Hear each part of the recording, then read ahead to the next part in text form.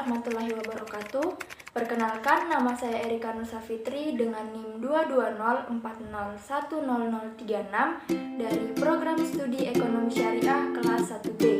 Pada video kali ini, saya akan menjelaskan salah satu materi dari mata kuliah Aspek Hukum Ekonomi Syariah dengan judul Hukum Perlindungan Konsumen. Selamat menyaksikan. Hukum Perlindungan Konsumen.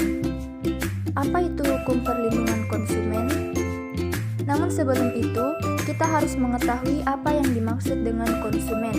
Jadi, konsumen adalah seseorang atau sekelompok orang, baik rumah tangga maupun organisasi, yang membeli barang ataupun jasa untuk dikonsumsi, baik kepentingannya sendiri maupun untuk hal lainnya.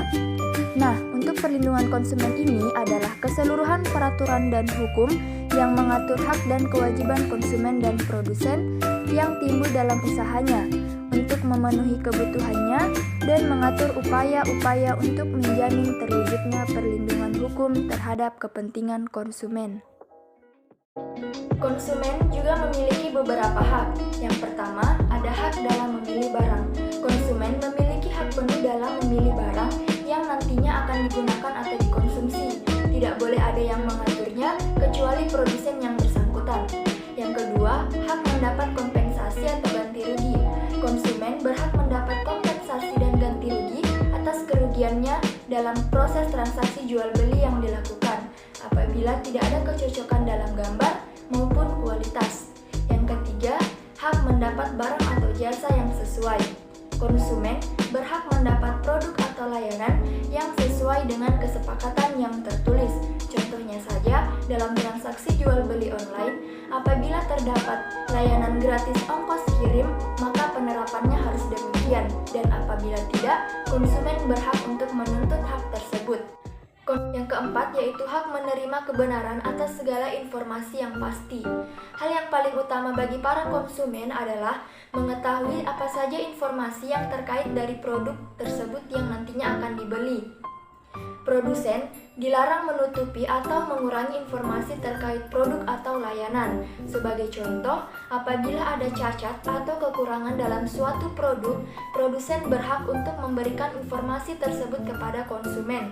Yang kelima, hak pelayanan tanpa tindak diskriminatif.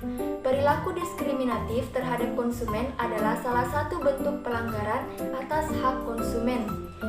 Pelayanan yang diberikan kepada produsen tidak boleh membedakan antara konsumen yang satu dan konsumen yang lainnya. Selanjutnya, hukum yang mengatur perlindungan konsumen.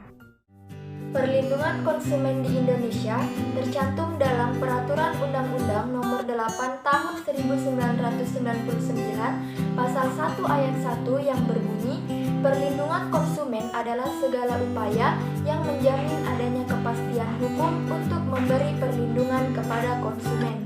Adapun tujuan dari perlindungan konsumen ini adalah untuk meningkatkan pemberdayaan konsumen dalam memilih, menentukan, dan menuntut hak-haknya, serta meningkatkan kesadaran pelaku usaha mengenai pentingnya perlindungan konsumen, sehingga tumbuh sikap yang jujur dan bertanggung jawab dalam berusaha. Mengapa hukum perlindungan itu penting? Yang pertama, pentingnya hukum perlindungan konsumen bagi penjual. Hukum perlindungan konsumen sangatlah penting bagi pihak penjual selaku pelaku usaha, karena dapat mencegah penjual melakukan hal-hal yang dilarang dalam hukum, dan juga dapat mencegah ruginya pihak pembeli selaku konsumen. Apabila penjual memahami hukum perlindungan konsumen, maka mereka tidak akan melanggar hukum tersebut dan berjualan sesuai dengan aturan yang telah ditetapkan. Yang kedua, pentingnya hukum perlindungan konsumen bagi pembeli. Pembeli selaku konsumen serta penjual selaku pelaku usaha berhak untuk menerima manfaat yang bersifat tidak merugikan salah satu pihak. Keterbukaan informasi juga menjadi tolak ukur utama yang dilakukan pelaku usaha terhadap konsumen, guna mendapat kepercayaan maupun kenyamanan terhadap konsumen sebagai pengguna barang atau produk yang dibeli. Lalu, mengapa konsumen butuh perlindungan? Perlindungan konsumen dibutuhkan untuk menciptakan rasa aman bagi para konsumen dalam melengkapi kebutuhan hidup, serta harus bersifat adil atau tidak berat sebelah. Adapun asas perlindungan konsumen diatur dalam pasal 2 Undang-Undang Perlindungan Konsumen Nomor 8 Tahun 1999, yaitu asas manfaat, asas keadilan, asas keseimbangan, asas keamanan dan keselamatan, dan asas kepastian hukum. Yang pertama ada asas manfaat, yaitu konsumen maupun pelaku usaha atau produsen berhak memperoleh manfaat yang diberikan. Tidak boleh bersifat salah satu dari kedua belah pihak, sehingga tidak ada salah satu pihak yang merasakan manfaat ataupun kerugian. Yang kedua, asas keadilan.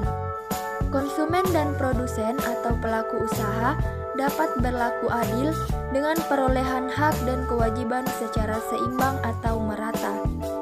Yang ketiga, asas keseimbangan. Sebuah keseimbangan antara hak dan kewajiban para produsen dan konsumen dengan mengacu pada peraturan hukum perlindungan konsumen. Yang keempat, asas keamanan dan keselamatan.